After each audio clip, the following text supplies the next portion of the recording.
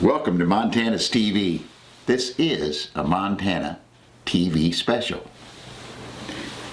Being Christmas Day, December 25, the year of our Lord 2022, that would pass this little message on about the wise men. This mostly will come from notes from John MacArthur, Chuck Swindoll. Recently I saw it on a podcast, and also Gary Stearman from Prophecy Watchers was bringing this up. There were three wise men, as we all know.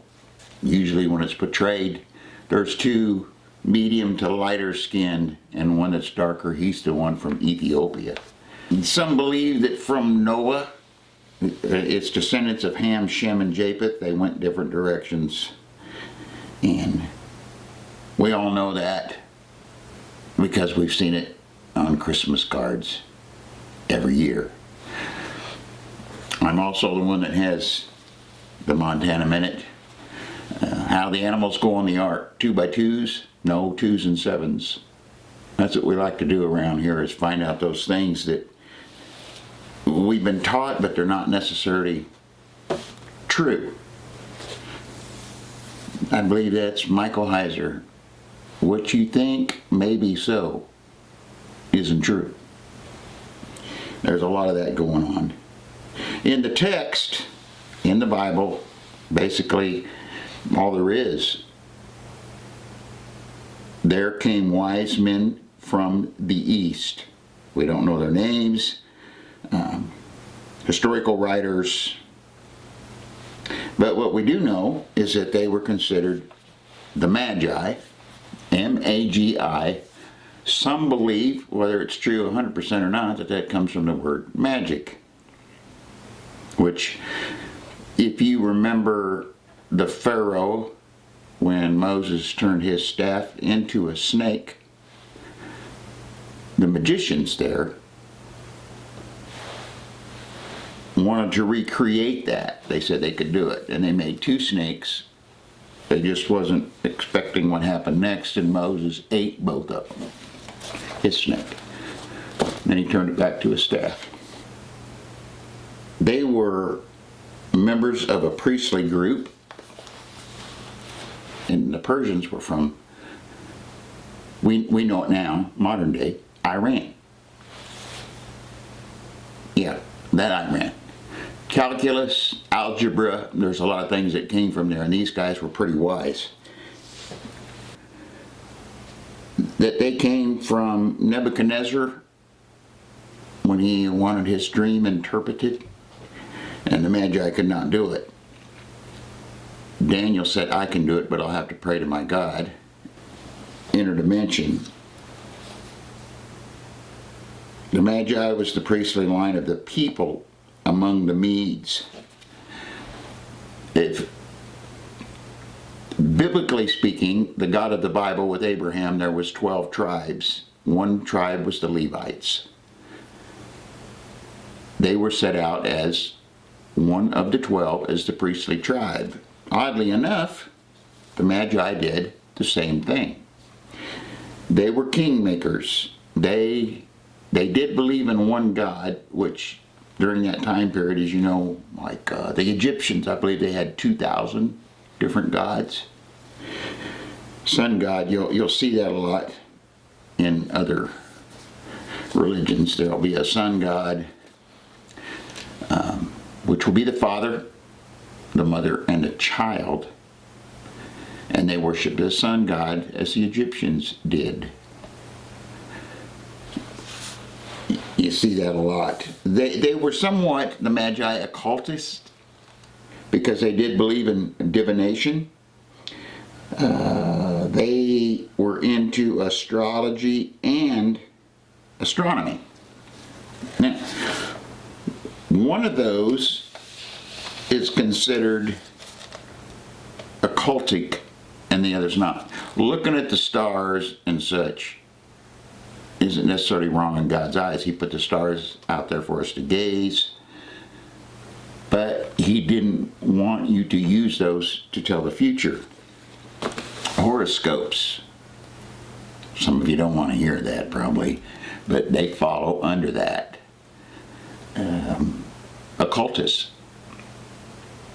I have read horoscopes after the fact, like the day after, on a regular basis. I was doing that at one time and found out, it's kind of in general, and sometimes it get a little more specific, and it actually followed through with some pretty good stuff. But if I'm going to know what's going to come in the future, if I'm supposed to know, God will tell me. I don't leave it. I go to the Creator and not the creation. That's what we're all supposed to be doing. A synonym for the word magic is sorcery. Now you got guys that are making some determinations about what's going to happen through the stars and through divination, and that's not allowed by God's laws. Science is astronomy. Astrology comes under superstition. That pretty much says all of it. And they were Babylonian. They were around a lot during the Babylonian Empire, and during that time, Jeremiah, in the book of Jeremiah, said that the Jews would be taken into captivity. The Magi had ascended to a very high position during the Babylonian Empire because of their wisdom, their interpretation of astrology and occultism. You can find out answers. I've meddled in that enough to know when you get in hallucinogenics, you can find answers to things, but it's not necessarily something you should know. Just because you can, don't mean you should.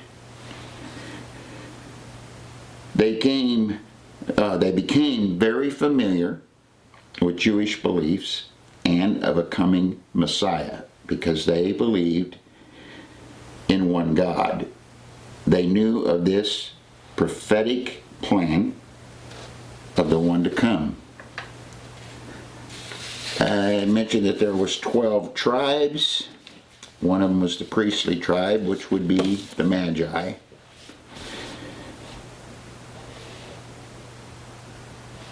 The word Magi is untranslatable. In other words, if you look in probably the Greek, the Roman, the Hebrew, and such, there's not really a definition, and especially that Magi was turned into magic. But knowing some of the stuff about them and what magic is, you can see that there's very possibly a connection. They were wanderers, nomadic people. They were a very significant tribe through all the empires. They were rich.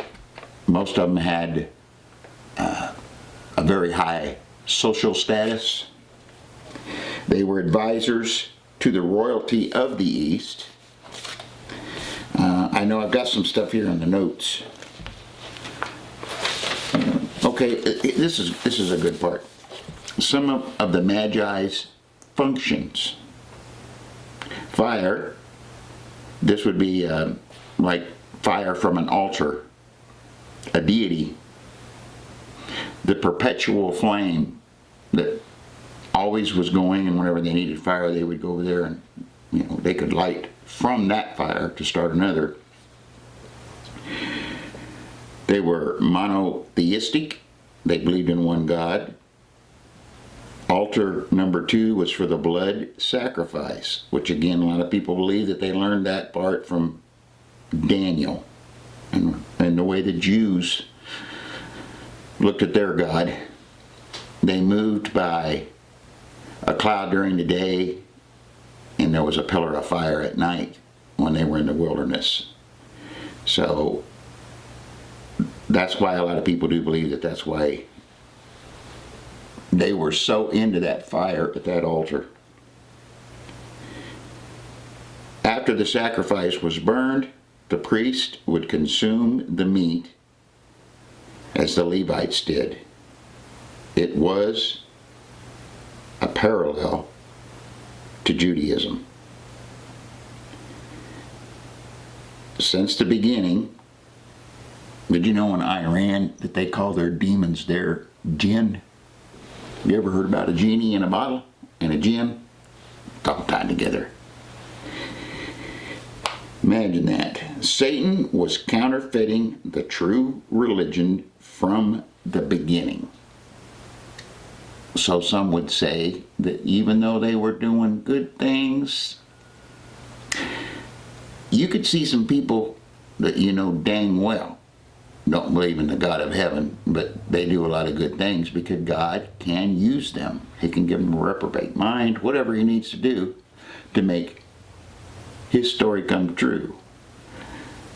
Just like bringing Jesus into the picture. Why did he come here? Because he came to show the enemy that everything's going to be reversed.